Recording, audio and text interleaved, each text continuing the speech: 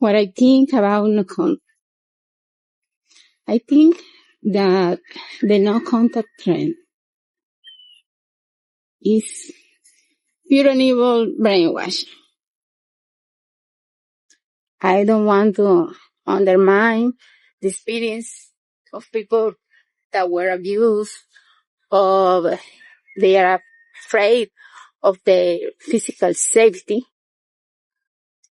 But the thing is that this means so overused all over the internet that young adults are confused. They are thinking that the best way to have a good mental health is to be separated from their partners. It's okay to break up with their parents and with their family. Okay, so right off the top of my head, and before anybody starts typing this in, I will tell you right now, I will moderate anything that makes fun of her accent. Okay, so let's just, let's stop that right here, because I know somebody will, and I don't want to do things like that. This is a safe space. And even though a lot of times these estranged parents are quite disrespectful, that doesn't mean that we're going to devolve into that. So please, nobody comment about her accent or anything. I know, like, I'm going to put subtitles so that everybody can understand what she's saying and all of that. I mean, like, I'm not bilingual. I wish I were. You know what I mean? Like she's bilingual. Good on her. So that's not something to make fun of. I just know somebody will. And on the front of moderating comments and things like that, 99.9% of the comments that all of you make pass through. If YouTube takes them down and I never see them, that's on YouTube.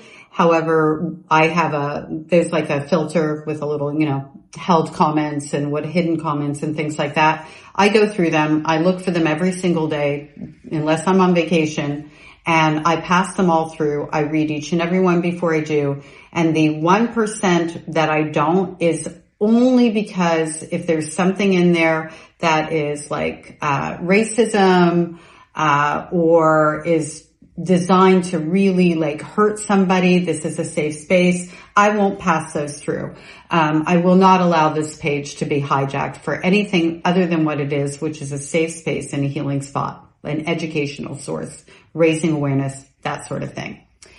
Out of the gate, she thinks it's a trend. And to the estranged parents out there, whether it's a trend or not is irrelevant.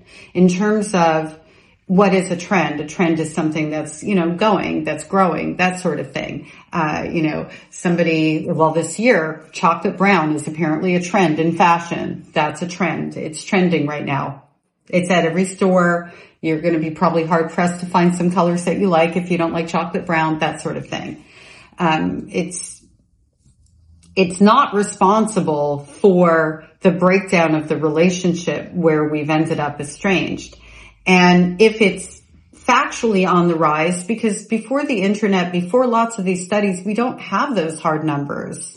And, this has been going on since the beginning of mankind. Estrangement is nothing new. I do think it will be on the rise, but not because it's trending. It'll be on the rise because of all the narcissistic parents who are not just abusing their children behind the scenes now, but exploiting them online. And I think that that's going to create another wave and an uptick in estrangement. And her just going in with that whole trend thing, and she does this a lot on her page where she'll go, over and over again, I'm not talking about really abused people. I'm not talking about physical safety. She says it a lot in her comment section on many of her videos over and over and over again. It's like she's trying to, CYA, cover her ass. Cover your ass, CYA, so CHA. Sometimes I'm literal in my own word police. She doesn't get to define what abuse is or isn't. The person who was harmed, the person who was hurt, that's who gets to define what abusive behavior is, really and truly. Because what is harmful to one person may not be the same to another one for the purposes of like emotional abuse. Like some people in adulthood, if you accidentally call them stupid, it doesn't feel like anything. And accidentally call them stupid. Do you accidentally call people stupid? I don't know. I'm trying to find an example and I'm doing a terrible job. So I'm sorry. If anybody can comment in and help me with that, I would love it. The point is that, you know, when somebody hurts another person, that person who got hurt gets to define what meaning it has because it happened to them. With emotional abuse, especially narcissistic abuse, especially abuse by emotionally immature parents, not the ones who are passing down trauma, or not the incidents of passing down trauma, because sometimes when we pass down trauma, we do something that's also abusive. We cause harm. She wants to define it as physical and CSA, and that's it. And by calling this a trend, to the estranged parents out there, I just want you to understand you're disempowering yourself by blaming something outside of yourself for the non-relationship that you have currently. And as long as you do that, you're giving power away to some other entity over what you could be empowering yourself to do, which is behave better, go to therapy, develop the tools that you need to develop to repair that relationship and ultimately have a healthy relationship.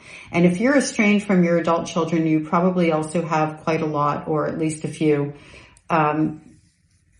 unhealthy relationships in your life, because the person that you are with your adult son, I said adult children, and adult daughter, you're probably that person with other people as well. Not as widespread because you recognize that they won't tolerate it, or you just don't feel that same entitlement over like that ownership because you brought your children into the world. When they become adults, you still see them as children kind of thing. All right, let's carry on with her. I'm going to do a better job with my examples, I hope. So the no contact trend is all about blocking your parents and blocking your family and friends, because they say the friends of your parents are going to be like the flying monkeys. Everybody is being labeled today. Okay, and this thing about, you know, that's not helping your mental health, or claiming that you're doing it for your mental health. Being in healthy relationships supports good mental health, right? Being in relationships where you're being harmed supports anxiety, depression, and, you know, your mental health falling apart. So let's just put that right there. And the flying monkeys. So let's talk about the flying monkeys. Everybody in these relationships has a choice in how they do or don't show up. They have a choice whether or not they get involved in the middle, if they're being used by the estranged parent against the estranged adult daughter or son. Oh, you should call, but she's your mother, and all those things. And we create a boundary and say, listen, I really want to continue in a relationship with you. You need to stay out of the middle of this. And they don't. Well, then they're choosing to be blocked. They're choosing to be somebody who isn't trustworthy. They can choose differently. And if they don't, well, then we have to decide as individuals what is acceptable in a relationship for us and who we give access. If you don't want to respect my boundaries, that's no problem. I don't have to be in a relationship with you. You choose to do you. I choose to do me. That's how it works out, boo, you know? Oof. Everybody is being labeled today. If you don't agree with somebody, you can call him that's a toxic person, and he or she, they are narcissists, and then you can get rid of them. Okay, well, I mean, everybody's labeling everybody. I was labeled the family liar. I was 4 years old. I mean, what grasp on language could have I had to have such a big label placed upon me? I do think along those lines, but again, she's using it to meet her own narrative. We are very quick to label people as a thing, like to call somebody a toxic person instead of identifying that their behaviors are toxic. We all do toxic things. We all make decisions or have treated people in ways that we're not very proud of. And imagine if those moments in time defined who we are under a big label. Where the label comes in is the repetition of that behavior, the lack of remorse and conscience, and then the decision to continue on. That's what earns the label. And I do think we need to be aware of how we do that. I look at, like, I'm out in the dating world. And so there are lots of things I'm looking at as I'm looking for my person. I want my forever person. I'm in a really great place emotionally and just where I am in my life in terms of want versus need and things like that to actually have my lifetime partner person. And so I'm out in the world dating with intention. And I am careful because of my own life experiences to neither define somebody quickly or too slowly, and to find that balance of context and information gathering. One red flag does not a narcissist make. One green flag does not a healthy person make, right? We need a landscape of information to be able to determine if that person is a safe person for us. I'm not qualified to diagnose people. I'm not a diagnostician. And I'm also not interested in diagnosing them, because that would put me in a position of, when I start to see things that don't work for me, that might be red flags for me as an individual, that might stimulate parts of my experience that I don't want to be attached to, because there are things that I know I look for in relationships. Like, I like a person who's a good planner. I like a person who's a preparer, who wants to get to the airport early. And I'm not going to have that anxiety around, like, I'd rather sit in an airport an hour longer than be sitting in line going, doing all the things. And I want somebody who's like really pretty even keeled and good around those things. If they're not, that doesn't mean it's a red flag. It just means that's wrong for me. That's not going to be, peace, love, and happiness for me. So I think there's a balance between judging things too quickly and at the same time not doing them so slowly that you're dismissing behaviors that don't work for you. And there are people that I will never know if it was a toxic person. I know, though, that their behaviors, the way that they walk through life, are toxic for me. It's poison to me and my nervous system. It's because labels helps you see dehumanize people. When they are dehumanized, it's too easy to get rid of them. That's a horrible thing. That's a horrible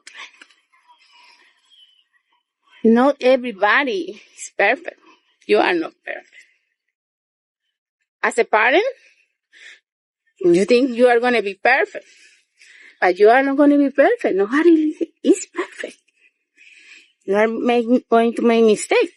And then what? When you make a mistake, you're a narcissist.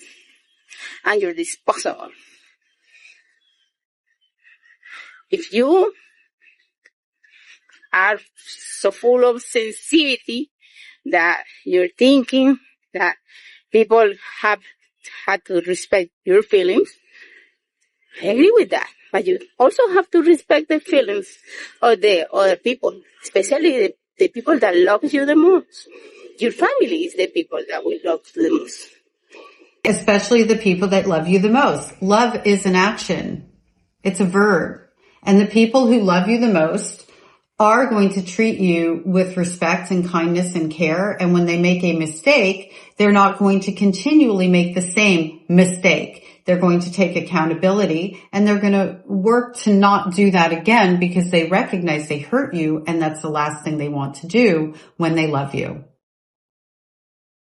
I think enough said on that one. Oh, the dehumanization. Wow, has she got it wrong? Labels do dehumanize. Not that part of it wrong. They're not a positive thing. However, when you can identify somebody's behaviors as being narcissistic maybe versus emotionally immature, and, oh, aren't they one and the same? Well, yes and no. The behavior may be the same. However, somebody who is merely in a place in their life where they're emotionally immature can also take accountability, can apologize, can figure it out, and does have potential. And somebody who is narcissistic likely doesn't have the desire to, and they're just going to keep repeating the same kind of behavior, right? So when you are able to categorize the difference, then you can also make a more informed decision pertaining to the direction of whether or not that continues to be a relationship, or a non-relationship relationship. I said a mouthful. One of my clients gave me the word relationships, and I love it. It's one of my favorite words. Defining it as such, or understanding that person isn't going to work with you or have the desire to work with you to make things better, allows us to let go a little bit easier. For me, it doesn't matter that my mother is a sociopath and a narcissist. It makes no difference to me. What makes a difference for me is that she will never be a safe person. For somebody else, having those words might be very useful for them to be able to let go of what they can't change so that they can, start to focus on their own healing rather than on the hope to continue in a relationship that's so harmful. Your family is the people that will love the most, in most cases. So it's, if you can save a relationship, it's worth the time. I recommend to the young people that are thinking about putting ties with their parents to try to talk to them first. They will hear you. If they love you, they will try to reconnect. And they will try to make amends. And they will try to apologize. Just give them a chance. They will try to apologize? Why is saying, I'm sorry, I hurt you because I did X, Y, and Z. How can I do better? Because I love you and I don't want to hurt you. Why is that so fucking complicated?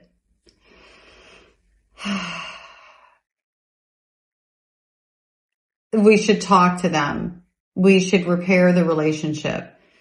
Well, we can talk, and we do, and I did. Most of us did, I think, at one point or time or another, and then at some point you just get talked out. How many times do you continue to stay in a relationship with someone while they cross your boundaries, dismiss you, invalidate you, harm you, sabotage you, smear campaign you, all the things, or maybe even just one of the things on a repetitive basis until you're allowed to walk away and it's not called a trend and you're not invalidated for not wanting to be in a relationship with someone who doesn't want to come to the table and participate in the repair?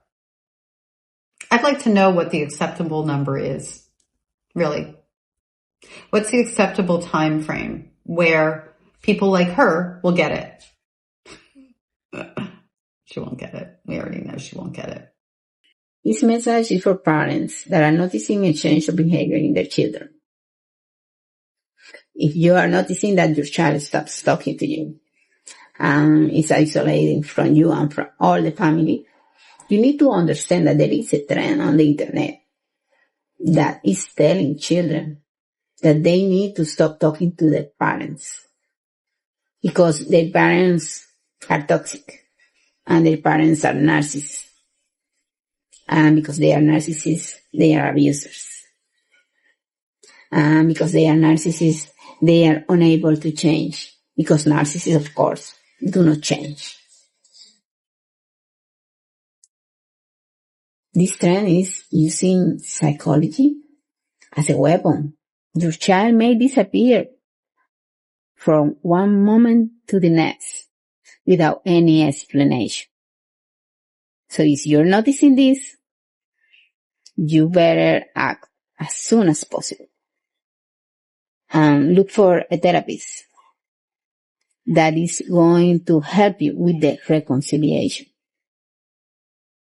I hope everything goes well with you. I hope your child reconnects with you. I didn't expect the ending. Yay for the ending. A for the ending. F for the it's not your fault, it's a trend. Parents. Oh, I sound like that guy. What's that guy? Parents. Remember him? Ugh. I'll link a video in the description, and I'm sorry I did that to you. I think I'm watching them too much, and I'm like, I don't know what, discombobulated. To all of the parents out there who are feeling like in some way your adult son or adult daughter, or both, is changing, and I put it that way because there are estranged parents out there who use that as a weaponization, and we're not talking like that. Like, if you know, you know, and if you don't, well, you can watch any number of my videos and probably figure it out. So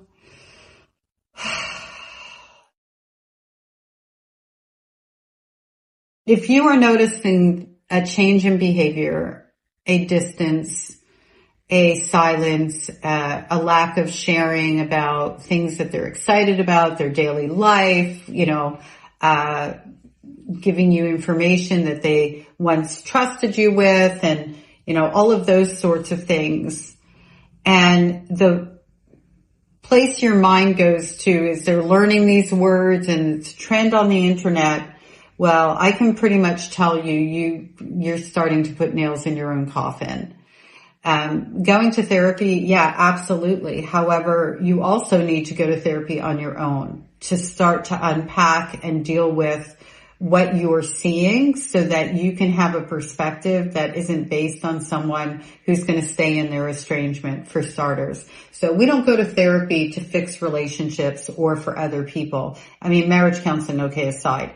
What we're supposed to be going to therapy for is to become a healthier version of us so that we can function better in all of our relationships. That's my personal opinion. And so if you feel like your adult daughter or son is changing or distancing or any of the things, the number one thing I'm going to say to you is to start going to therapy and not announce it. Just go quietly on your own. You're not trying to win brownie points. Don't try to leverage it. Just go and start to be curious about what is your part to play in that distance that's happening, because that distance is an indicator that you aren't somebody that your own adult daughter or son wants to be around. So that's a really good starting point for you just as an individual for yourself. The second thing I want you to do is to be curious and be really genuinely open and curious. I noticed that and I know this language will resonate with you, so I'm using it on purpose, and other people like who've been through being an estranged adult son or daughter, the closeness wasn't closeness. It was out of control and enmeshment and things like that. However, I know that a lot of these parents that are going through this right now feel like they were really close because their definition of close is murky and likely incorrect.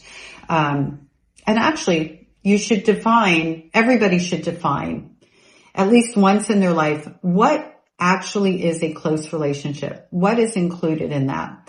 And I had said earlier, I don't know if I said it in this video, but I have a join membership section on my platform now that YouTube has gifted me with, which I really love.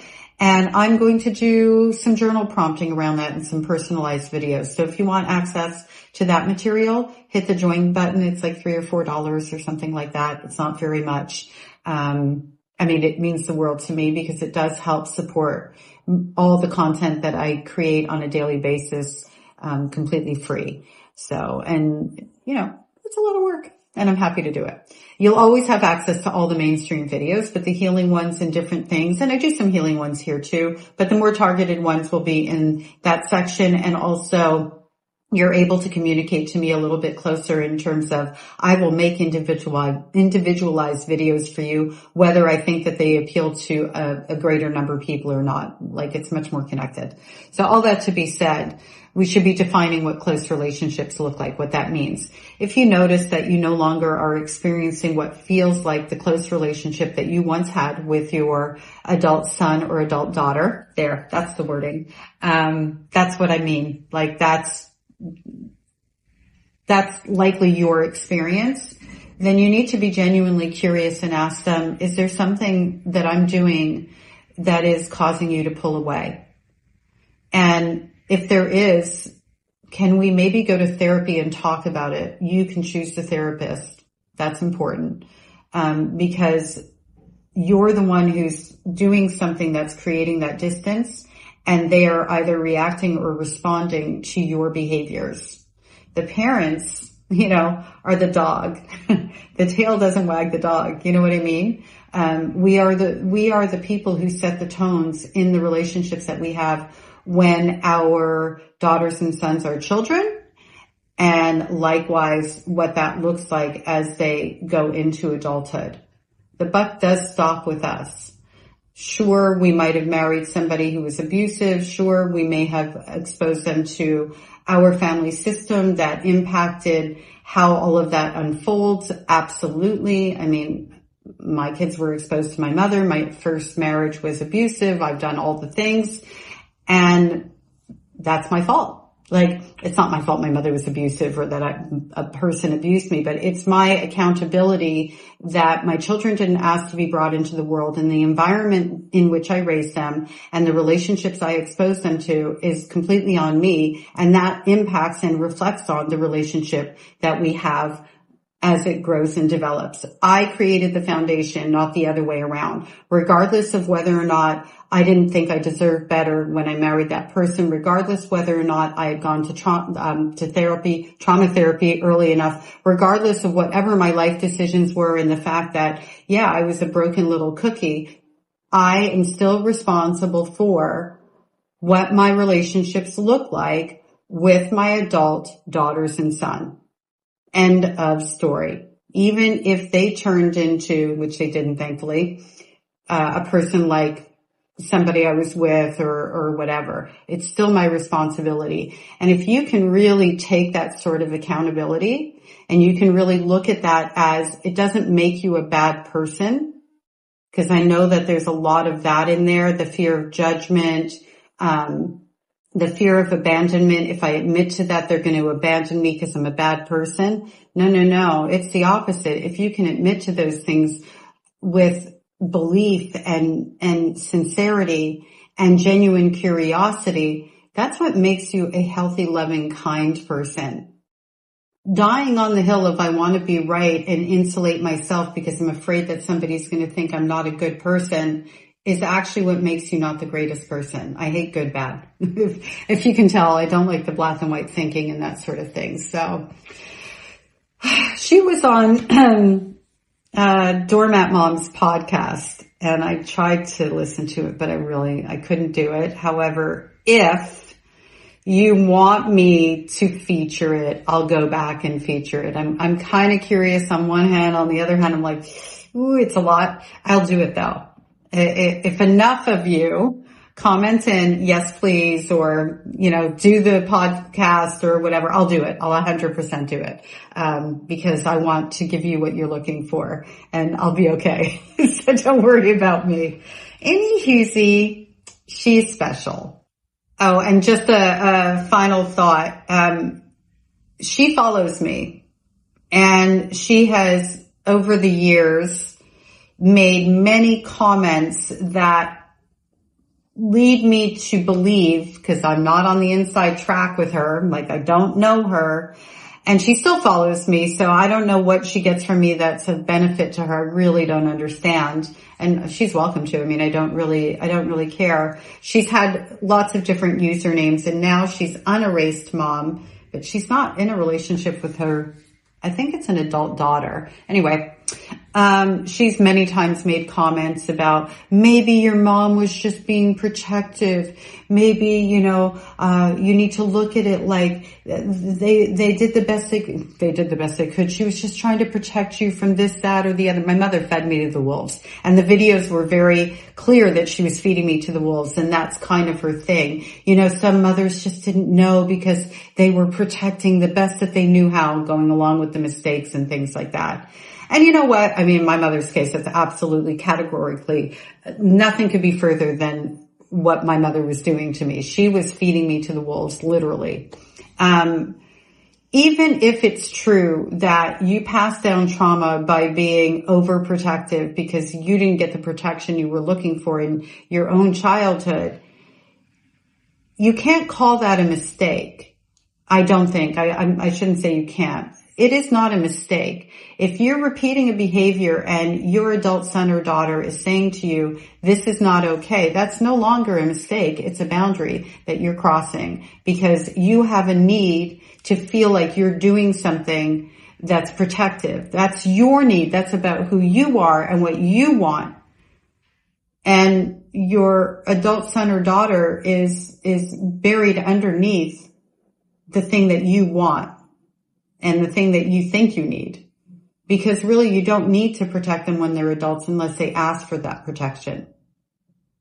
What they need from you is to be supportive and kind and open-minded and not give unsolicited advice under the guise of, I'm just protecting you from yourself, Okay, I'm done with her. Thank you so much for being here. I will see you soon. As always, if there is someone you would like me to feature, drop their name in the comment section, or you can send me an email. I am developing a list. I'm working on the list, and it does help me greatly to be able to look for different people that don't fall into my algorithms. So I appreciate it very much. Plus, I want to give you what you're looking for. So that's the other part. I'll see you soon. Have a great day. What I think about no contact. I think that the no contact trend is pure and evil brainwash. I don't want to undermine the experience of people that were abused, or they are afraid of their physical safety. But the thing is that is being so overused all over the internet that young adults are confused. They are thinking that the best way to have a good mental health is to be separated from their parents. It's okay to break up with their parents and with their family. So the no contact trend is all about blocking your parents and blocking your family and friends, because they say the friends of your parents are going to be like the flying monkeys. Everybody is being labeled today. If you don't agree with somebody, you can call him that's a toxic person, and he or she, they are narcissists, and then you can get rid of them. It's because labels helps you see dehumanize people. And when they are dehumanized, it's too easy to get rid of them. That's a horrible thing. That's a horrible thing. Not everybody is perfect. You are not perfect. As a parent, you think you are going to be perfect. But you are not going to be perfect. Nobody is perfect. You are going to make mistakes. And then what? When you make a mistake, you're a narcissist. And you're disposable. If you are so full of sensitivity that you're thinking that people have have to respect your feelings. I agree with that. But you also have to respect the feelings of the other people, especially the people that love you the most. Your family is the people that will love you the most, in most cases. So it's, if you can save a relationship, it's worth the try. I recommend to the young people that are thinking about putting ties with their parents to try to talk to them first. They will hear you. If they love you, they will try to reconnect. And they will try to make amends. And they will try to apologize. Just give them a chance. This message is for parents that are noticing a change of behavior in their children. If you are noticing that your child stops talking to you and is isolating from you and from all the family, you need to understand that there is a trend on the internet that is telling children that they need to stop talking to their parents because their parents are toxic and their parents are narcissists. And because they are narcissists, they are abusers. And because they are narcissists, they are unable to change. Because narcissists, of course, do not change. This trend is using psychology as a weapon. Your child may disappear from one moment to the next without any explanation. So if you're noticing this, you better act as soon as possible. And look for a therapist that is going to help you with the reconciliation. I hope everything goes well with you. I hope your child reconnects with you.